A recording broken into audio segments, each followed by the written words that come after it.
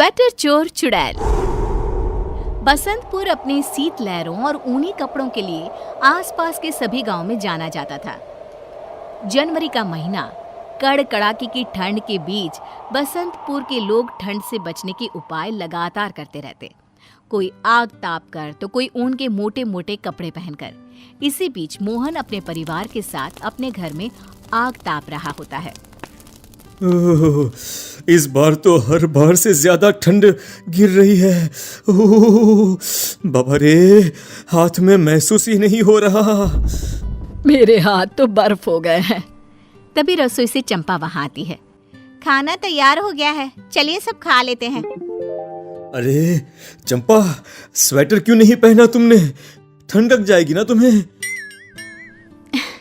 काम करते वक्त गर्मी सी लगी तो एक बार स्वेटर खोल लिया था। अभी जाकर पहन लेती हूँ, वरना ठंड की चपेट में आ गई तो फिर तो मैं गई। चंपा अपने कमरे में जाती है जहाँ उसने स्वेटर खोल कर रखा था, पर वहाँ स्वेटर होता ही नहीं। होती है तो दुर्गंध। हाय रे अम्मा, हमारा स्वेटर कहाँ चला गया? अरे दुर्गंध, बाप रे बाप, नाक के बाल ही चल जाए। सुनिए जी, हमारा स्वेटर नहीं मिल रहा। चंपा की आवाज सुनकर मोहन कमरे में आता है। अरे क्या हो गया चंपा? हमारा स्वेटर देखे हैं क्या आप? मिल ही नहीं रहा। ओहो, इतनी सी बात में इतना परेशान हो रही हो तुम? होगा यहीं कहीं पर। जाओ, जाके अलमारी से दूसरा स्वेटर निकाल के पहन लो, जाओ। चंपा जैसे ही अलमारी खोलती है, उसमें से सड़े मांस की बदबू आती है।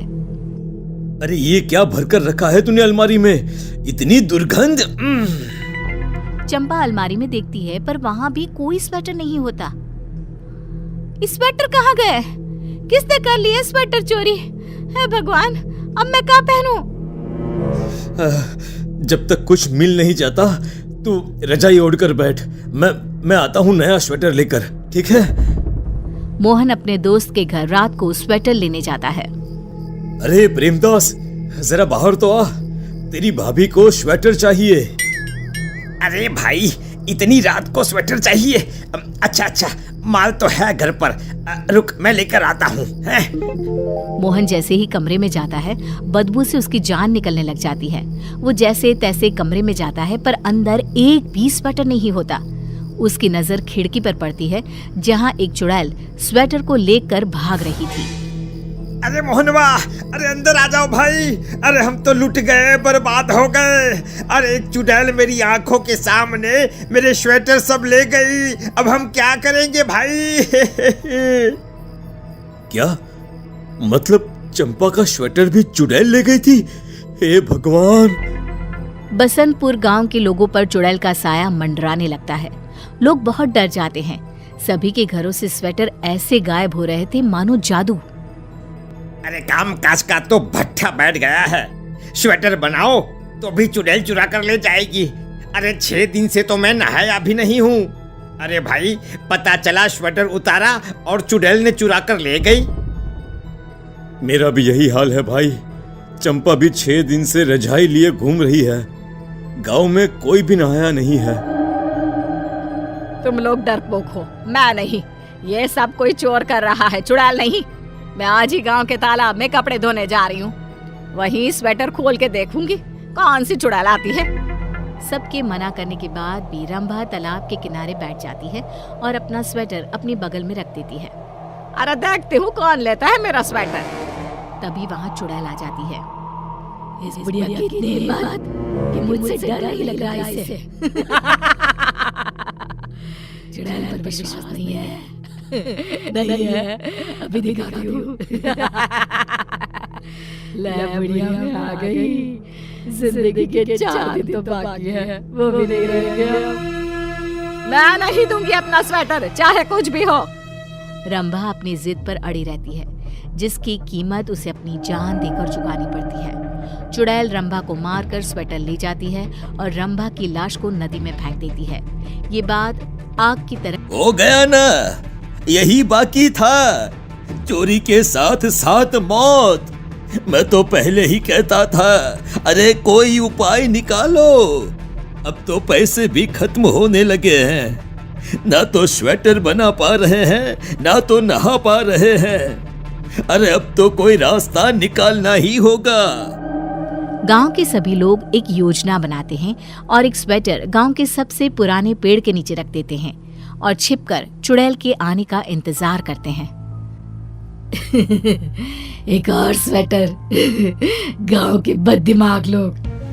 चुड़ैल उस स्वेटर को लेकर जंगल की ओर चली जाती है। सभी गांव वाले उसके पीछे पीछे जाते हैं, जहां वो लोग देखते हैं कि चुड़ैल गांव के सभी स्वेटर को एक गुफा में छुपाकर बैठी हुई है। तुम लोगों के कारण मेरा बच्चा ठंड से मर गया था। अब तुम लोग इस ठंड में कांपते बैठो। प्यारी को एक चुड़ैल बनने पर मजबूर किया है तुम लोगों ने। अब तुम लोगों को मारकर तुम लोगों के पहने हुए स्वेटर भी मैं चुराऊंगी। चुड़ैल की बात सुन सब गांव वाले जान जाते हैं कि वो कौन है और दोबारा गांव वापस आकर सभा करते हैं। अरे अरे ये तो हमारी प्यारी ही है। अरे पर वो चुड़ैल कैसे बन गई? मुझे पता है। मोहन उन्हें प्यारी की सच्चाई बताता है, जिसके बाद गांव वाले प्लान बनाकर एक बार फिर जंगल की उस गुफा में जाते हैं जहां चुड़ैल सब स्वेटर अपने साथ लिए बैठी होती है। आ गए तुम सब लोग। उस दिन मेरा पीछा करने के बाद मुझे पता था तुम लोग वापस जरूर आओगे, पर इस बार बचकर कोई नहीं जाएगा। प्यारी, हम मानते हैं गांव वालों से गलती हुई है। तुम हमें सजा दो वो भी मंजूर है, लेकिन इस तरह अपने ही गांव वालों को मारना सही तो नहीं। वाह, मैंने तुम सबके घरों में काम किया और जब मेरे बेटे को एक स्वेटर की जरूरत पड़ी बस तो सबने ऐसे मुंह फेरा जैसे मुझे जानते ही ना हो। तुम सबकी वजह से ठंड से मेरा बेटा मर गया। जिस गांव के सभी लोग स्वेटर पहनते हैं वहाँ मेरा बेटा ठंड से मर गया और अब मैं तुम सबको उसी ठंड से तड़पा तड़पा कर मारूंगी, तभी मेरे बेटे और मुझे शांति मिलेगी। देखो बेटा, ये बदला लेने का सही तरीका नहीं है प्यारी। चिंटू की आत्मा कभी नहीं चाहेगी कि तुम ऐसा करो। हम तुमसे माफी मांगते हैं और वादा करते हैं कि कभी भी हमारे गांव में या आसपास के किसी भी गांव में कोई भी ठंड से नहीं मरेगा। गांव वालों के लाख नए तरीके से समझाने पर भी प्यारी नहीं मानती और एक एक कर सबके स्वेटर छीन लेती है, जिसके बाद कड़ाके की ठंड और कुछ भी गर्म पहनने के लिए ना होने की वजह से गांव में लोगों की मौत होने लगती है। बहुत हुआ। अब मैं इस प्यारी चुड़ैल की एक नहीं चलने दूंगा। प्रेमदास ठंड से कांपता चुड़ैल के पास जाता है। प्यारी बहन, देखो मैं तुम्हारा दर्द समझ सकता हूँ और मैं गांव वालों और अपने बर्ताव के लिए माफ़ी भी मांगता हूँ। मेरा वादा है तुमसे कि आज के बाद हर साल ज़रूरतमंद लोगों को फ्री में स्वेटर बांटूंगा और तुम्हारे बेटे के नाम से ही बांटूंगा। लेकिन अभी तुम गांव वालों को उनके गर्म कपड़े वापस कर दो। सब अपने किए पर बहुत शर्मिंदा हैं और पछता भी रहे हैं। अब माफ़ कर दो बहन, माफ़ कर दो। प्रेमदास की बातों से प्यारी चुड़ैल का मन पिघल जाता है और वो गांव वालों को माफ कर देती है।